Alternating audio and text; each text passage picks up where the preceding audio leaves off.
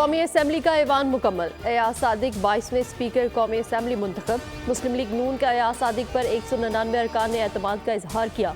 सुन्नी इत्तेहाद council के आमिर डोगर को 91 vote मिले। एयाज सादिक ने हल्फबर्दारी के बाद कुर्सी संभाल ली। ऐवान को फहम व तफहीम से चलाने का अज़्म। पीपल्स पार्टी के सैयद गुलाम मुस्तफ़ा शाह डिप्टी स्पीकर मुंतखब। स्पीकर कौमी असम्बली एयाज सादिक ने डिप्टी स्पीकर सैयद गुलाम मुस्तफ़ा शाह से हल्फ लिया।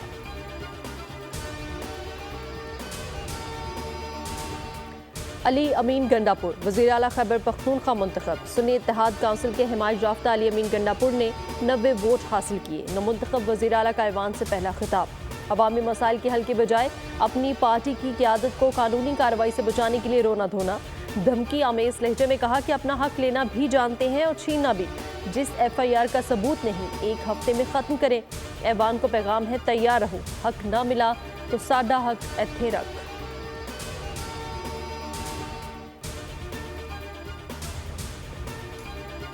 3 दिन में लाहौर की हर गली साफ नजर आनी चाहिए। कहीं गंदगी होगी या गटर का पानी खड़ा होगा तो सख्त एक्शन होगा। वज़ीर आला पंजाब मरीम नवाज के सख्त अहकामात। कहा, मुख्तलिफ अजला का सरप्राइज दौरा भी करूंगी। 1 माह में पूरा पंजाब साफ चाहिए। सबको बिला तफरीक रमजान पैकेज मिलेगा। हमारी हुकूमत मेरिट और शफाफियत पर यकीन रखती है। जिन लोगों ने हमारे खिलाफ वोट दिया उनको भी पैकेज दिया जाएगा। रमजान पैकेज की हर मरहले पर खुद चेकिंग करूंगी।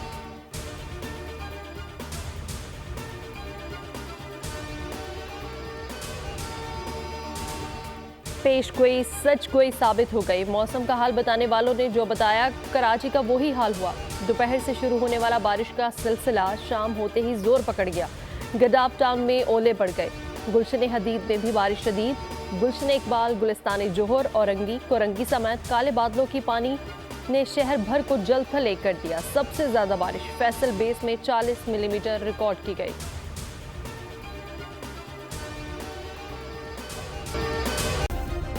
सब्सक्राइब करें और बेल दबाएं ताकि कोई खबर रह न जाए।